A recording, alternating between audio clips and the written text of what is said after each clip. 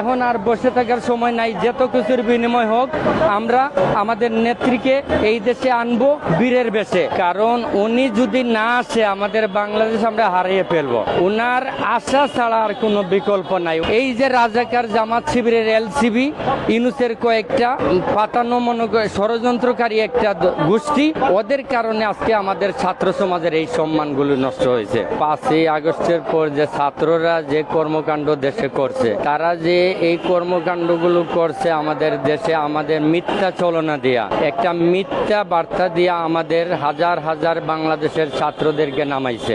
আজকে আমাদের সেই ছাত্র সমাজ আজকে কোনো মূল্য নাই, তাদের কোনো দাম নাই। আমরা শুনছি ময়মুরব্বীদের কাছে একটা ছাত্র মানে একটা হীরার টুকরা, একটা স্বর্ণার ডিম। আর এখন বর্তমানে প্লাস্টিকের ডিমের মতো পরিণত হয়েছে, মানে প্লাস্টিকের ডিম। কারণ কি এর লেগে কথাটা বললাম, কিছুদিন আগে কয়েকটা ছাত্র একটা ভালো কাজে গেছে, মুরব্বীরা দেখে বলছে যে এরা কারা, একজনে বলছে যে এরা ছাত্র, কয় ঝাড়ুলো।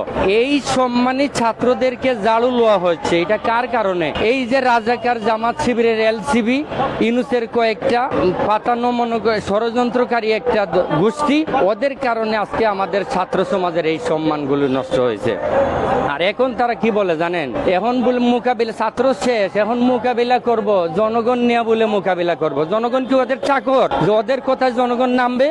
তবে হ্যাঁ, নামবো। জনগণ নামবো কি এর লেগে নামবো? আমাদের দেশকে রক্ষা করার জন্য জনগণ নামবো। আমাদের দেশের ছাত্রদের সম্মান ফিরিয়ে আনার জন্য জনগণ নামবো। আমাদের দেশকে রক্ষা করার জন্য জনগণ নামবো।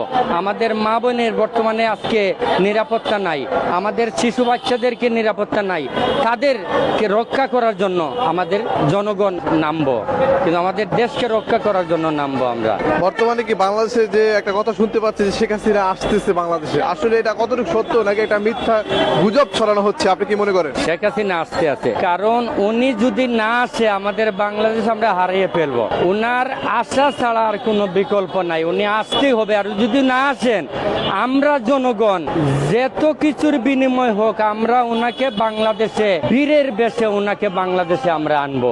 কারণ এই ছাড়া আমাদের আর কোনো উপায় নাই। কারণ উনি যদি দেশে না আসে আমাদের দেশ অন্ধকার হয়ে যাবে।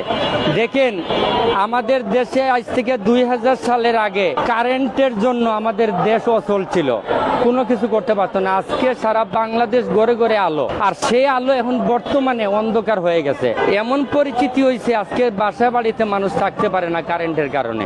আমরা হাঁস মুরগির ঘরে বসবাস করি, কবে কারেন্ট যায় গেছে যে আর খবর নাই, মানে অসুস্থ হয়ে যায়। মুরব্বী মারা, ছোট বাচ্চারা, এদেরকে রাইতে লইয়া আমাদের বসে থাকতে হয়। আমরা এইগুলির বাচ্চা কাচ্চা দেখবো না, আমাদের মা বাপ দেখবো, এই কারেন্টের কারণে আজকে অসুস্থ হয়ে যায় লোক। না মেডিকেলে এদেরকে নেবো, না আমরা কাজকর্ম করবো, আমরা একটা মহা বিপদে আছি। তাই এখন বর্তমানে শেখ হাসিনা ছাড়া আমাদের আর কোনো বিকল্প নাই। তাই আমরা যত কিছু দেশবাসীকে বলতে চাই, এখন আর বসে থাকার সময় নাই, যত কিছুর বিনিময় হোক আমরা আমাদের নেত্রীকে এই দেশে আনবো বীরের বেশে। আইনা আবার আমরা এই দেশে ওনাকে নতুন করে আবার আমাদের দেশকে ভালো আগের মতো পরিচালনা করার জন্য আমরা দাঁড় করাবো। এই ছাড়া আমাদের আর কোনো বিকল্প নাই। জয় বাংলা, জয় বঙ্গবন্ধু।